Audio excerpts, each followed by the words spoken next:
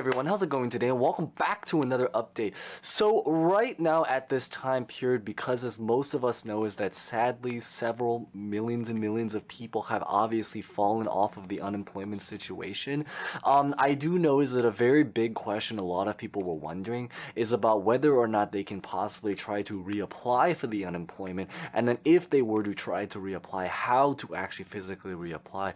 So in today's update is I really just want to kind of explain the reapplication process if just by any chance maybe you have already fallen off of unemployment completely, which I do know obviously last week this happened to apply to probably about 7, 8, 9, 10 million people, as we probably have mentioned.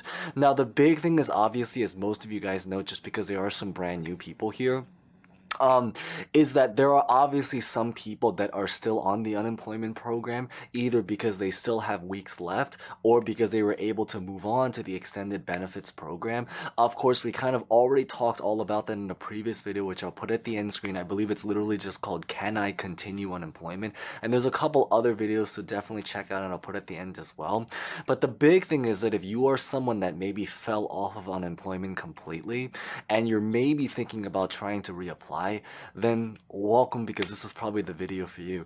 Now, I do want to note one really huge important thing is that because of a lot of the changes in the programs that have been going on, it is very important to notice is that while most of you guys can try to look into reapplying, only a certain percentage of you guys may actually physically be able to qualify for unemployment or qualify to get your unemployment extended, or simply put, to just have another claim open up once again by reapplying. So we're going to talk all about that in detail today, but maybe as always real fast before we begin, consider smashing the like button because it's always greatly appreciated. Consider subscribing and hitting the bell for similar videos like this. We will probably be making a transition out to talk about more just general finance and maybe career job related videos, so just do note about that, just because of course we are in the final stretch. And as always, feel free to comment any questions, thoughts about honestly just really anything at all, or information that you might have about just really anything.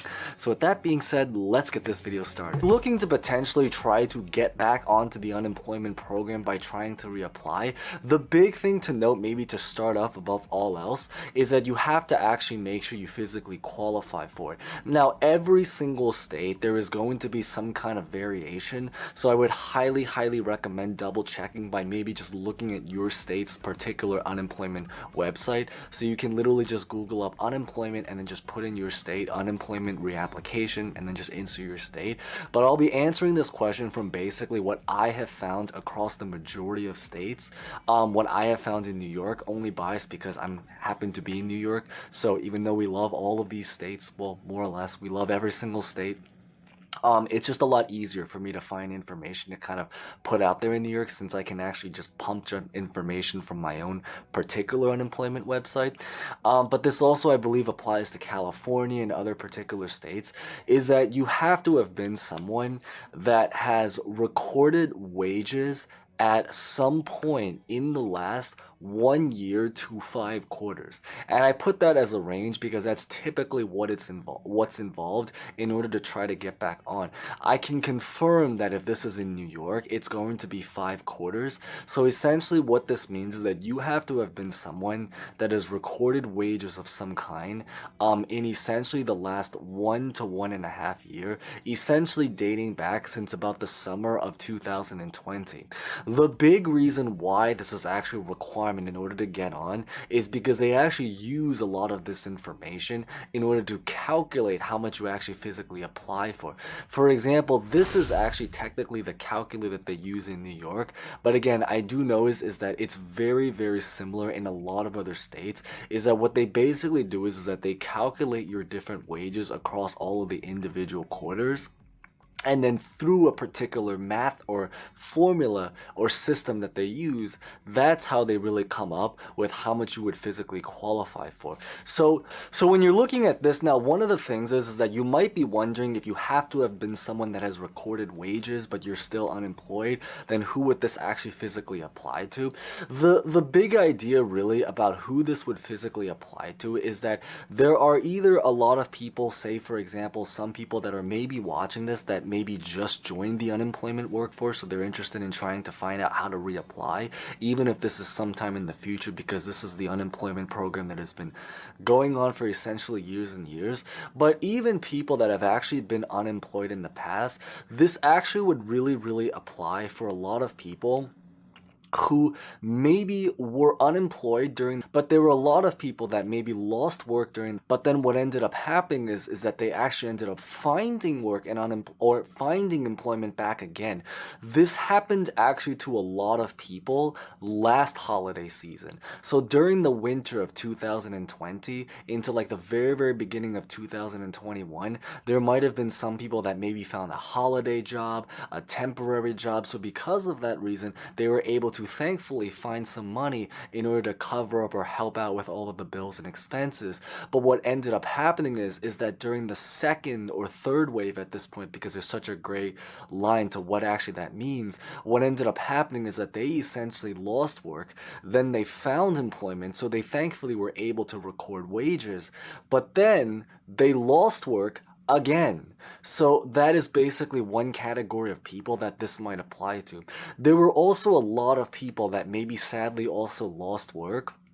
And this one admittedly actually does apply to me as well, is that there are a lot of people that maybe they ended up losing work, but what they did also end up doing is that they ended up finding side hustles or part-time employment. So they were kind of put into a situation when, as things were starting to reopen, they were thankfully finally able to kind of find work, but they never hit the complete full-time 40-hour threshold. So it was because of that reason, by that logic, they technically were still able to stay onto the unemployment program, but also work a job to essentially get money in both places.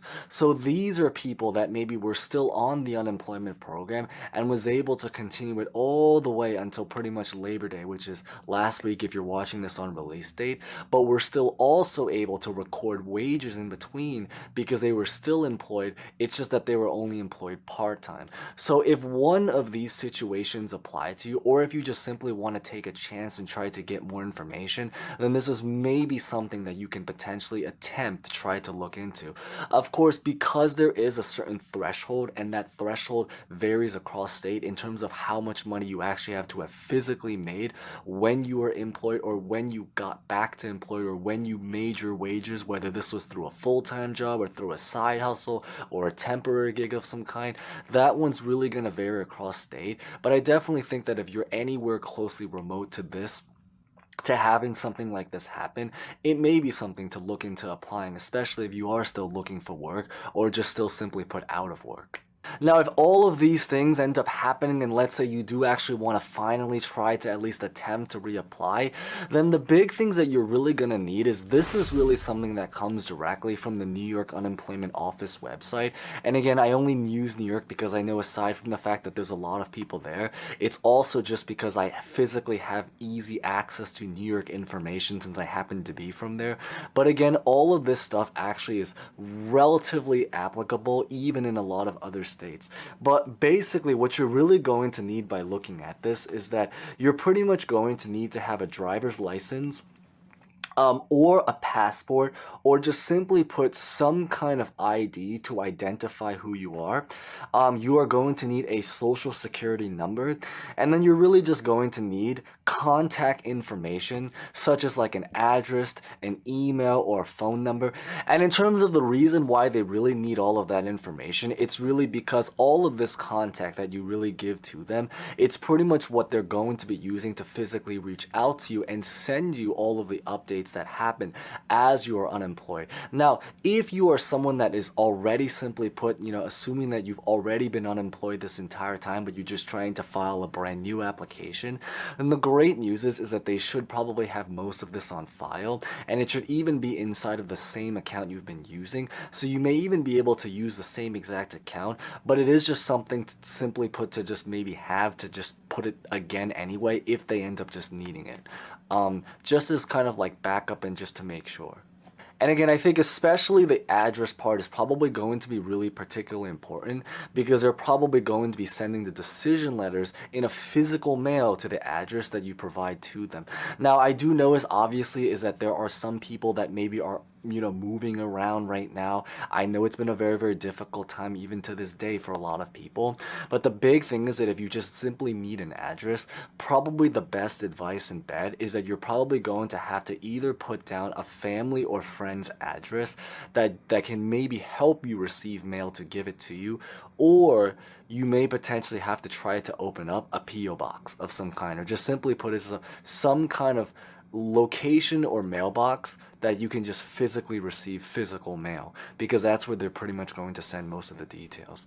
And then really the last thing that you're really going to need after this, and this is probably one of the more trickier things to get, is that you're pretty much going to need to have some kind of record or some set of information about all of the places that you were employed within the last 18 months, or basically 1 year to 18 months.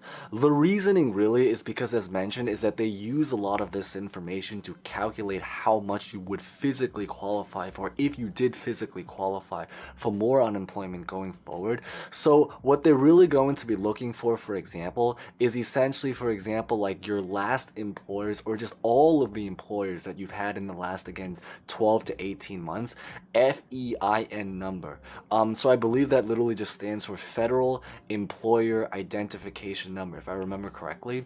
And the reason is because they need to use this information in order to punch into the application, to essentially just simply put to know that you were employed at this particular location back then. In terms of where you can find that particular information, it should actually be pretty much in most of your guys's W-2s from when you were employed, or your tax documents. A lot of times in the tax documents, it will give the FEIN number that you will need to potentially input it. And sometimes actually, if you were to look into your, if you work for a particularly big famous company, it is actually even possible that when you file your application and you punch in that particular employer, they may even already have a set of options where you can actually just select the FEIN number based on what they already have on file. So this is just really the big things that you really just need to have if you're looking to try to reapply once again. And if you do end up going through all of this stuff, I believe typically it should take about 2 to 3 weeks for them to finally respond to you. I would definitely try to maybe take down phone numbers, so if something ends up being delayed, or if you just simply want an update about where you currently stand, you can definitely at least try to call them. We've shared lots of advice about trying to call the unemployment offices about how you should try to just take down different numbers, try to rotate between the numbers, try to call at very scattered times of day, because sometimes they're a lot more free if you call them earlier than if you call them later. But of course, this one once again varies across state to state. But beyond that, that's pretty much what I really just wanted to share in today's update. So if you guys found it insightful, maybe consider smashing the like button if you guys haven't. If you guys enjoy similar videos, maybe consider subscribing. And as always, feel free to comment any questions, thoughts about honestly just really anything about all. So with that being said, thank you guys so much for watching. If you guys managed to make it this far, maybe comment down below. And with that being said, hope to see you guys next time. Thank you guys so much again. Next time. Thank you guys so much again. Next time.